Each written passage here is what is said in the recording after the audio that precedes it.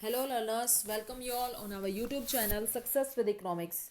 Today we are going to discuss class 11th Economics chapter 3rd के assertion reason हम discuss करेंगे यहाँ पर, जिसका नाम है टॉपिक का आंकड़ों के संकलन की जनगणना तथा प्रतिदर्श विधियाँ, यानी कि census and sample methods of collection of data. ये हमारा चैप्टर 3rd है 11th इकोनॉमिक्स में स्टैटिस्टिक्स का। तो उसका assertion और रीज़न है, फर्स्ट हिंदी मीडियम और इंग्लिश मीडियम दोनों में करेंगे हम। फर्स्ट क्वेश्चन है, अनुसंधान की प्रतिदर्श विधि कम खर्चीली है, और रीज़न है प्रतिदर्श विधि में मदों की कम संख्या की जांच की जाती है। जैसा कि ऑप्शन में दे रखा है कि ऑप्शन ए में असर्शन और रीज़न दोनों ठीक हैं, बट रीज़न जो है वो ए का सही स्पष्टीकरण है। बी ऑप्शन में ए और आर दोनों ठीक है, बट आर ए का सही स्पष्टीकरण नहीं है, यानी कि जो दोनों बातें दे रखी हैं विघटन और तर्क, इनका आपस में कोई भी कनेक्शन नहीं है।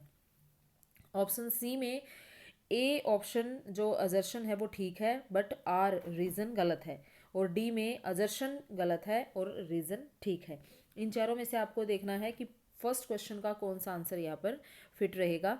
अनुसंधान की प्रतिदर्श विधि कम खर्चीली है, यानी कि जो ये देखिए sample method of investigation is economical, कि जो सैम्पल मेथड है वो इकोनॉमिकल है, कम खर्चीली है, बिल्कुल ठीक है ये। In sampling method only limited number of items are investigated, जो सैम्पल मेथड है यानी कि बहुत ज़्यादा में से हम कुछ सैंपल निकाल लेते हैं, वो लिमिटेड नंबर को दिखाता है इन्वेस्टिगेशन के लिए, ये बिल्कुल ठीक है। प्रतिदर्श विधि में मदों की कम संख्या की जाँच की जाती है, तो क्वेश्चन नंबर फर्स्ट का आंसर रहेगा ए ऑप्शन। उसके बाद है क्वेश्चन नंबर सेकंड, याथर्जिक प्रतिदर्श विधि निष्पक्ष तथा कम खर्चीली होती है, और इस विधि में समग्र की प्रत्येक इकाई के प्रतिदर्श में शामिल होने की समान संभावना होती है। तो इसको हम एक बार इंग्लिश में और देखेंगे। ये देखिए, random sampling method is impartial and economical. जो रैंडम सैम्पलिंग है यानी कि एकदम रैंडमली उठा लेना किसी चीज़ को, वो इम्पार्शल है, उसमें कोई भेदभाव नहीं है और कम खर्चीली है। ये जैसे लॉटरी मेथड हम यूज़ करते हैं कि पर्ची बनाई और उसमें से हमने कोई एक पर्ची उठा ली। Random sampling allows every item an equal probability of being selected in the sample, और सभी की यानी कि 10 पर्ची हैं तो हम एक उठाएंगे, लेकिन 10 में से किसी के भी नंबर आने की संभावना इक्वल होती है। तो दोनों बातें ठीक हैं और आपस में दोनों का कनेक्शन है, तो A will be right answer. Second का आंसर रहेगा ए। थर्ड है, census method is that method in which data are collected covering every item of the universe of population relating to the problem under investigation. Census method में, जनगणना विधि में हम क्या लेते हैं, सभी आइटम्स को लेते हैं, और sample method is an economical method of investigation. Reason क्या है कि सैंपल मेथड क्या है, कम खर्चीला है।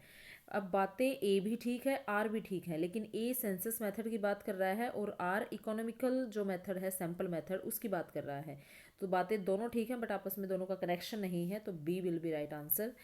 नेक्स्ट है, random sampling is in accordance with the rule of sampling. Haphazard sampling allows every item an equal chance of being selected in the sample. इसको आप हिंदी में देखिए।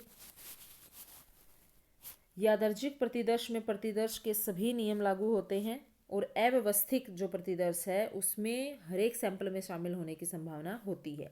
अब यहाँ पर जो रैंडम सैम्पलिंग है वहाँ पर सैंपल के सारे नियम लागू होंगे, ये बात ठीक है, बट जो हफ्जार्ड प्रतिदर्श यानी कि एक सिस्टमेटिक चीज़ ना होना, उसमें हर एक चीज़ के सैंपल के शामिल होने की समान संभावना, ये बात गलत है। तो 4 का आंसर रहेगा सी, जिसमें ए ऑप्शन हमारा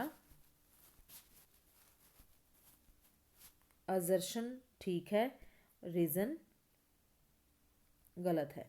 उसके बाद है, जनसंख्या का एक सदस्य तत्व कहलाता है और प्रतिदर्श को जनसंख्या का उपसमुच्चय माना जाता है। इंग्लिश में देखिए कि जो सैंपल है, a member of the population is called an element, ठीक है। ये sample is regarded as a subset of population, और जो सैंपल है वो पॉपुलेशन का ही सबसेट है, ये भी ठीक है, बट आपस में इन दोनों का कनेक्शन नहीं है, तो B will be right answer.